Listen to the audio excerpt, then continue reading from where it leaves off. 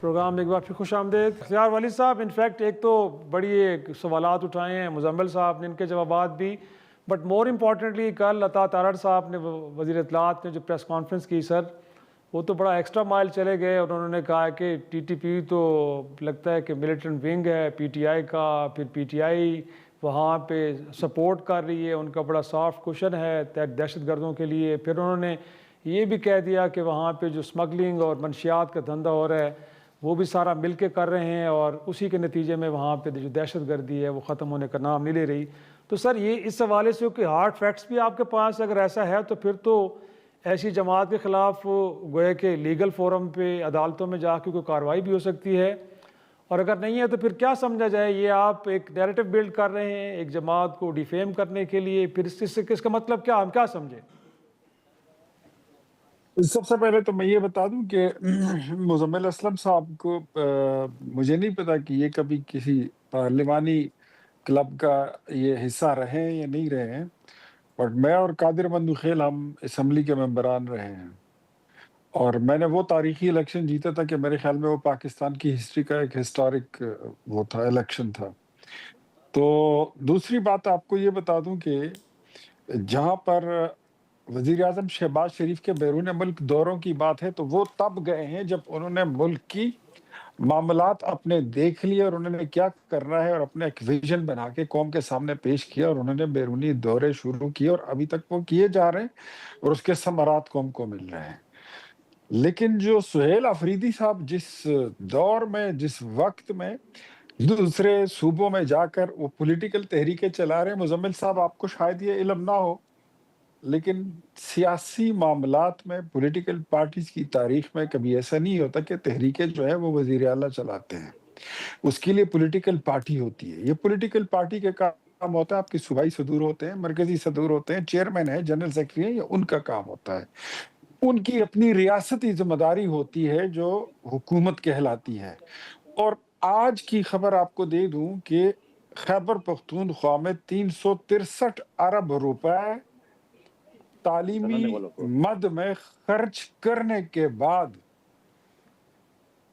1000 سکولوں میں 60% میٹرک کے طلبہ فیل ہو گئے ہیں. یہ نتائج ہیں آپ کے سامنے ہیں. 11 سال پہلے یہاں تو سر جو ہم رونا 11 سال پہلے جو منصوبہ شروع کیا تھا آپ کی خیبر پختونخوا کی حکومت نے، کہ آپ نے وہ شیرازی صاحب سنا ہوگا کہ خیبر پختونخوا حکومت نے سینئر سٹیزن کاؤنسل بنا دی ہے اور بزرگ شہریوں کو پاکستان میں پہلی بار مراعات ملیں گی، ان کو 3000 روپے ماہوار ملے گا. سینما میں، پارک میں، میوزیم میں جہاں پر وہ جائیں گے ان کا داخلہ فری ہوگا، بس میں ان کا پھرنا فری ہوگا، اور بڑی ساری پرکشش مراعات کا اعلان کیا. آج تک اس سٹیزن جو سینئر سٹیزن ہے ان کے آج تک کارڈ تک نہیں بن سکے، اور کریڈٹ یہ پورے پاکستان میں لیے پھرتے ہیں.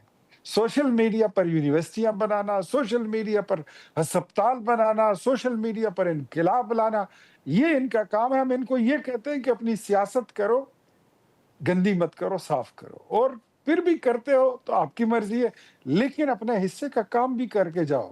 کام آپ کرتے نہیں ہو، سیاست آپ بہت کرتے ہو اور ساری ڈرامے بازی. ایک جو ہے جھوٹ ہے، جھوٹ کے نیریشن کرنا، اس کو نیریٹ کرنا، اس کے علاوہ آپ نے اور کیا کیا ہے؟ مجھے یہ بتائیے. سہیل آفریدی ابھی تک جس صوبے سے وہ گیا ہے پنجاب، جس صوبے سے آج وہ گیا ہے کراچی، ڈونٹ یو تھنک کہ وہاں پر ٹیررزم ہو رہی ہے، آئے روز دہشت گردی ہوتی ہے؟ اس بارے میں وہ کوئی اقدامات کیوں نہیں اٹھاتے ہیں؟ وہ کیوں نہیں کرتے اس بارے میں لیکن ان کا اقدامات؟ ذمہ دار صرف تحریک انصاف کو صرف ذمہ دار قرار دینا، آپ کو لگتا ہے کہ ایسا ہی ہے کہ تحریک انصاف اس کی ذمہ دار ہے؟ 18ویں آئینی ترمیم کے بعد آپ دیکھ لیں کہ جو نقص امن ہے، جس کو امن و امان کہتے ہیں، یہ کلی طور پر ذمہ داری کس کی ہے؟ جی کیا یہ صوبوں کی نہیں ہے؟ پولیس کو ایکوپٹ کرنا ذمہ داری کس کی ہے؟ یہ صوبے کی نہیں ہے؟ پولیس کا جو محکمہ ہے کیا وہ صوبائی حکومت کے ماتحت نہیں آتا؟ چیک کر لیجئے. اگر انہوں نے کاؤنٹر ٹیررزم میں ان کو ہم نے 700 ارب روپیہ دیا، وہ سارے پیسے انہوں نے جلسوں میں چھو کر کے اڑا دیے. काम ये करते नहीं है, और बातें ये आप इनसे जितनी मर्जी करा लो, ये बातें आपको करते रहेंगे, कहानियां सुनाते रहेंगे। ये वैसे ही फिल्मों वाली कहानियां, अलिफ ले की दास्तानें, this is what they are doing. और जहां तक अता तारण ने कल बात की है, ये बात मैं बहुत पहले कर चुका हूँ कि पाकिस्तान तहरीक इंसाफ जो है, इसमें कोई इबाम नहीं है। हम उस सूबे में रहते हैं जहां पर टेररिज्म है। अब मुजम्मिल साहब को क्या पता, मुझे नहीं पता, ये खुद बिलोंग करते हैं कराची से। ये हम तो यहाँ पर, मेरे तो घर में 2 विक्टिम्स हैं टेररिज्म के। टेररिस्ट को, टेररिस्ट तंजीमों को वापस पाकिस्तान में लाया गया अक्टूबर 2021 में। That was Imran Khan was the prime minister.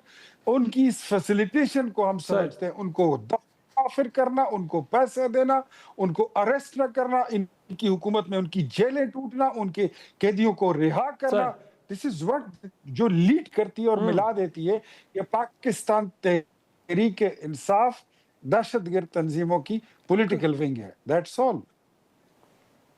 इख्तियार वली साहब, अब मैं ज़रा मुजम्मिल अपना कादर मंदोखेल साहब का भी नुक्ता इस पे ले लो। कादर मंदोखेल साहब, इनफैक्ट आप भी इस हवाले से पाकिस्तान मुस्लिम लीग नून की हुकूमत के इस नैरेटिव से इत्तेफाक करते हैं कि तहरीक इंसाफ इस वक्त अलाइन हो चुकी है टेररिस्ट तंजीमों के साथ? देखिए, पहले तो मैं मुजम्मिल साहब को बता दूं कि मैं आज भी फॉर्म 45 का एमएनए हूँ और 3800 पे मुखबर खास को मुस्तफ़ा कमाल को इस सीट पे बिठाया गया है। और इलेक्शन से 2 महीने पहले फैसल वाडा साहब ने बताया कि ये सीट आपको नहीं मिल सकती है, तो पहले ये थोड़ा सा देख लें। और दूसरी बात ये कि देखिए, तहरीक इंसाफ एक बस है, तहरीक इंसाफ एक बस है।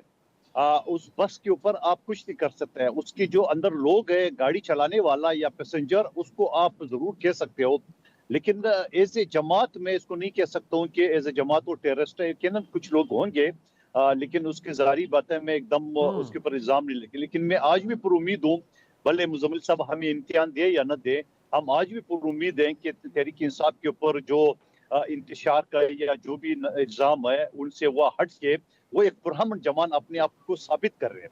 मैं ये नहीं कहता हूँ हम इम्तिहान दे, मगर इनका इम्तिहान में ये होगा कि हम दूसरे सूबे में जब यहाँ एहतजाज करेंगे तो पीपल्स पार्टी इनके साथ जी कि मैं साथ दूंगा, ये वादा कर रहा हूँ कि तहरीक इंसाफ को जो स्पेस मिलना चाहिए, उनको जल्द से जुलूस आइन की आर्टिकल 15, 16, 17 भी हमें यही दर्ज देते हैं। तो मैं समझ रहा हूँ कि तहरीक इंसाफ को ये चाहिए कि कल का दिन भी पुरअमन गुजार ले। परसों वज़ीर-ए-आला से मुलाकात की, जो मसले मसाइल है वो भी डिस्कस हो जाएंगे। और मैं वेलकम करता हूँ, अगर जहाँ मैं बैठा हूँ इस वक्त, ये मुखबर खास का जो एमएनए बना हुआ है, शहबाज शरीफ साहब का सेक्रेटरी मेरे सेक्रेटरी के पीछे है, आई मोस्ट वेलकम। हम उसको वेलकम भी कहेंगे। जलसा करना चाहे, जो रैली करना चाहते, जो करना चाहे सियासी जद्दोजहद, हम उनको वेलकम कहेंगे और उसका साथ देंगे।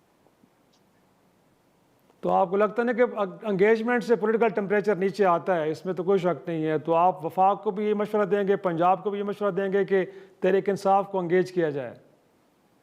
ये बिल्कुल बिल्कुल मैं ये कहूँगा, इनको एंगेज किया जाए। ठीक है, जो गलती हुई है, और मैं ये कहता हूँ कि या बाबा है कौम का कब्र है, तहरीक इंसाफ के वज़ीर-ए-आला मेरे ख्याल में वैसे आ रहे हैं कल, उनको बाबा है कौम के मज़ार पे दुआ भी पढ़नी चाहिए और हमारी आँख में भी दुआ पढ़नी चाहिए, अपनी आँख में भी इस्लाह के लिए दुआ पढ़नी चाहिए। इसमें कोई अर्ज नहीं है, गलती इंसान है, हो सकती है, मुझसे भी हो सकती है, आपसे भी हो सकती है, तहरीक इंसाफ से भी हो गए होंगे। तो इसमें कोई वो नहीं है कि अगर वो वापस जो है ना वो उसी तरह जद्दोजहद करते हैं जो कि उनका हक है बुनियादी, मैं नहीं समझता हूँ कि उनके रास्ते में कोई रुकावट डालनी चाहिए।